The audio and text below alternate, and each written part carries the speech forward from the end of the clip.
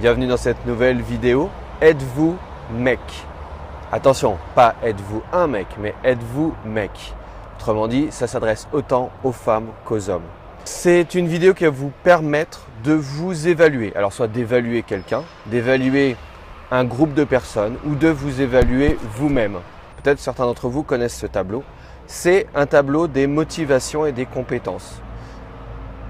Personnellement, je l'utilise et je le remets à jour tous les ans, ou 2 fois par an pour mon équipe ou pour moi-même. Donc ça me permet sur l'axe vertical d'évaluer la motivation et sur un axe horizontal d'évaluer les compétences. Qu'est-ce que c'est la motivation? C'est d'aller dans une certaine direction avec une intensité souhaitée et elle doit se prolonger jusqu'au bout. C'est l'élan que vous allez donner, votre détermination. Ça, vous allez pouvoir l'évaluer. Attention, cette évaluation se fait toujours à un instant T. Aujourd'hui, est-ce que je suis motivé? Ensuite, la compétence. La compétence, c'est quoi? C'est tiré de nos formations, de notre expérience.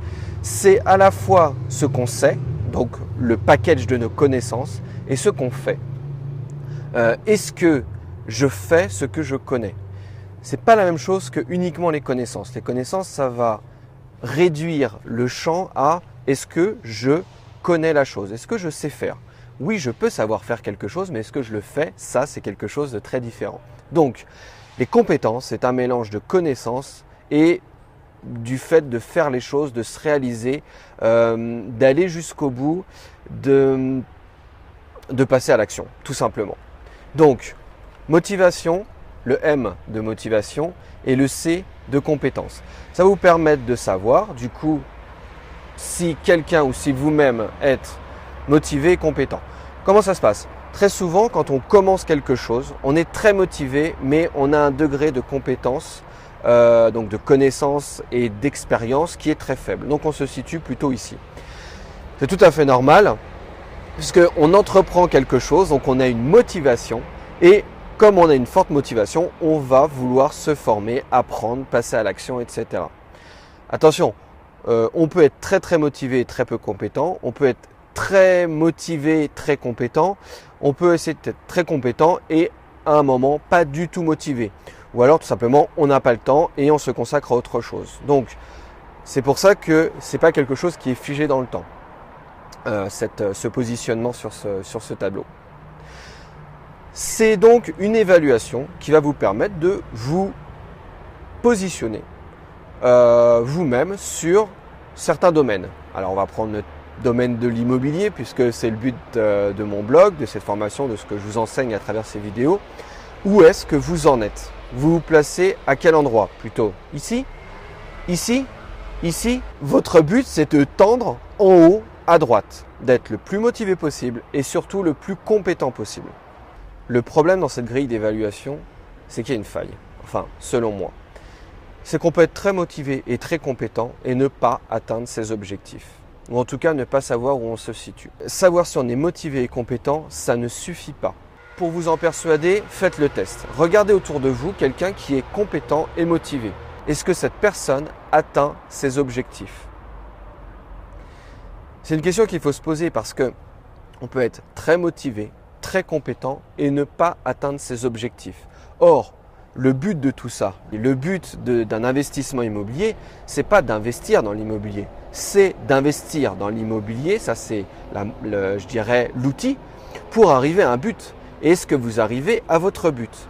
Autrement dit, je peux être très bien formé, connaître énormément de choses, être très motivé et être passé à l'action, avoir 1, 2, 3 appartements.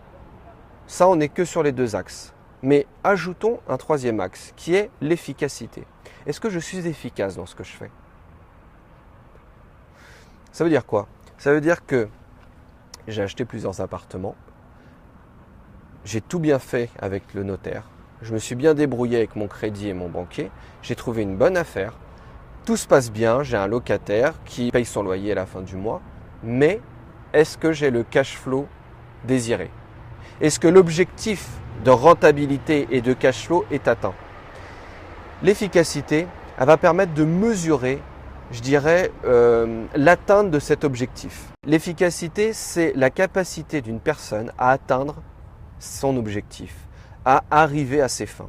Être efficace, c'est réaliser ses objectifs. Donc l'objectif à très court terme, je dirais dans la manière de faire les choses, c'est avoir un cash flow positif, par exemple. Mais ça ne va pas suffisamment loin parce que il faut se projeter beaucoup plus loin. Et il faut ne pas oublier qu'il faut entretenir la motivation et les compétences en même temps. Donc ça voudrait dire qu'il faut se fixer un objectif à long terme qui ait du sens pour vous et qui vous rapporte un bénéfice immédiat.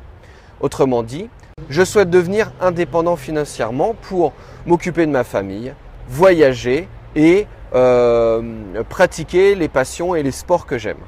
Ça, c'est mon objectif. Et le moyen va être l'immobilier. Et pour atteindre votre objectif, il va falloir que dans l'immobilier, ça fonctionne. Donc, encore une fois, si on se base que sur les deux premiers critères, la motivation et la compétence, ça ne garantit en rien que vous soyez efficace dans ce que vous faites. Je vais vous faire une analogie. Vous êtes un passionné de trekking et vous décidez d'aller au Népal pour faire un trek. Et voilà, vous êtes ici et vous souhaitez arriver un peu plus loin, à cet endroit. C'est un groupe et c'est une course. Donc l'objectif est d'arriver le plus rapidement au point d'arrivée. Pour ça, qu'est-ce qui se passe ? L'objectif, c'est le temps. Il faut arriver le plus rapidement possible. D'accord ? Donc, motivation. Est-ce que vous êtes motivé ? Oui, parce que vous avez pris les billets, vous êtes inscrit à cette course, c'est votre passion, vous aimez le trekking. 2, est-ce que vous êtes compétent ? Oui, parce que vous êtes peut-être formé, entraîné pendant plusieurs années et c'est la 2e ou 3e fois que vous allez faire le Népal et cette course en particulier. Donc, vous êtes compétent. Vous savez quelle ration il faut, vous savez quelle ration de nourriture, quelle ration d'eau il faut, qu'est-ce que vous devez mettre dans votre sac, comment vous devez vous habiller, quelles sont les conditions climatiques, quelles chaussures vous devez mettre, quel est le relief, la température, est-ce que vous devrez vous arrêter, planter votre tente, bref, vous êtes compétent dans le domaine. Maintenant, pour mesurer l'efficacité, c'est est-ce que vous êtes arrivé premier, est-ce que vous êtes arrivé dans les 10 premiers. Voilà, ça vous permet de le faire. Mais dans cet exemple, on est dans un cadre fermé d'un concours. Dans la vie, ce n'est pas tout à fait la même chose. Si je reprends mon exemple du trekking et que je le mets uniquement sur moi-même, c'est-à-dire j'écarte tous les autres concurrents. Je me retrouve dans la même situation de départ et je veux arriver le plus rapidement possible au point d'arrivée. Mon objectif est d'arriver le plus rapidement possible. Mais vous allez choisir vos règles. Est-ce que vous allez y aller à pied ? Est-ce que vous allez prendre un vélo ? Est-ce que vous allez y aller à dos d'éléphant ? Est-ce que vous allez y aller en rafting s'il y a une rivière ? Est-ce que vous allez peut-être décider de prendre un ULM, un deltaplane ou pour aller encore plus vite, pourquoi pas un hélicoptère ? Alors, c'est sûr que le chemin pour atteindre votre objectif, il sera différent que vous le fassiez à pied, à dos d'éléphant ou en hélicoptère. Ça va être des chemins différents et le temps sera différent. Mais le plus efficace, si je devais mesurer, ça serait de prendre l'hélicoptère.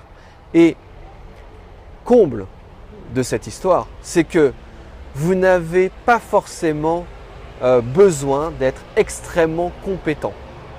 Vous voyez ce que je veux dire ? C'est que vous pouvez ne pas savoir exactement comment préparer votre trek. Vous ne savez pas quel vêtement prendre, par exemple, par rapport à d'autres concurrents, parce que finalement, vous allez prendre l'hélicoptère et peut-être qu'en quelques minutes d'hélicoptère, vous allez faire l'équivalent de plusieurs jours de trek à pied, planter vos tentes, etc. Donc, l'efficacité, donc ce 3e axe, est bien évidemment relié à vos compétences et votre motivation, mais ça ne veut pas dire que parce que vous êtes au maximum de votre compétence, que vous allez être forcément au maximum de votre efficacité. Et inversement, vous pouvez être extrêmement efficace, très motivé et être moins compétent qu'une autre personne et pourtant avoir des résultats plus intéressants que lui ou que les autres. Donc, il faut bien faire la différence entre motivation, compétence et efficacité. La motivation et la compétence sans l'efficacité, ça ne sert pas à grand chose. Ça sert à se faire plaisir, ça sert à avancer sur le chemin. Alors on dit parfois que, enfin on dit très souvent, le chemin est plus intéressant que d'arriver à l'objectif. C'est vrai, mais votre objectif, est-ce que c'est de passer des années à investir dans l'immobilier, ou votre objectif c'est que l'immobilier vous apporte des rentes mensuelles par exemple, ou vous apporte un certain confort de vie qui vous aide à atteindre votre objectif? C'est une question qui est importante parce que vous pouvez vous épuiser à investir et que ça ne rapporte que des cacahuètes. Et bon c'est très bien, vous pouvez aimer investir, vous pouvez aimer ça, mais l'objectif de tout ça, c'est pas de faire de l'immobilier. L'objectif de tout ça, c'est d'atteindre votre objectif. C'est d'avoir des rentes mensuelles, c'est de créer de la plus-value. C'est ça l'objectif. Donc ne vous trompez pas d'objectif. Ne vous épuisez pas à faire et refaire les choses qui sont inefficaces. Soyez efficaces. Je vais terminer cette vidéo par un autre exemple. Prenez une équipe de rugby. Alors, j'y connais pas grand-chose au rugby, mais ce que je sais, c'est qu'ils s'entraînent à pousser des charges, à faire des mêlées. Alors, j'ai toujours pas compris à quoi ça servait, mais ça doit être très important puisqu'ils s'entraînent à ça et on les voit sur les terrains de rugby faire ça. L'idée, c'est qu'ils s'entraînent énormément, vous savez, à pousser des charges lourdes. En fait, ils se poussent les uns contre les autres. Prenez une équipe de rugby très entraînée, très compétente, très motivée et demandez-leur de déplacer une voiture. Ils vont y arriver. Prenez cette même équipe, demandez-leur de déplacer un camion. Ça va être un peu plus compliqué. Il y en a un qui va rentrer dans le camion pour s'assurer qu'il a bien desserré le frein à main, que les roues soient bien dans l'axe. Il y en a un autre qui va réfléchir à savoir dans quel sens on va le pousser, par rapport au sol, par rapport à l'inclinaison de la pente. Et à un moment, ils vont focaliser leur objectif tous en commun, dans un sens commun. Ils vont pousser dans une certaine direction et ils vont déplacer le camion. Donc si leur objectif est de le déplacer de 10 mètres, eh bien ils vont réussir à le déplacer de 10 mètres. Ce qui veut dire qu'ils sont motivés, ils sont compétents et ils ont été efficaces dans leurs tâches. Prenez maintenant la même équipe et demandez-leur de déplacer la tour Eiffel. Ils seront toujours aussi motivés, ils sont toujours aussi compétents, mais l'efficacité sera de 0. Pourquoi? Parce que l'objectif, il n'est pas en adéquation avec la réalité. Autrement dit, votre objectif, il doit être haut, mais toujours réaliste. Si vous vous fixez un objectif qui n'est pas atteignable, vous n'y arriverez pas. Vous allez sans arrêt reboucler sur des process, etc. et vous ne l'atteindrez pas. Donc, fixez-vous un objectif qui soit haut, mais atteignable. Je vous remercie d'avoir suivi cette vidéo. À très bientôt.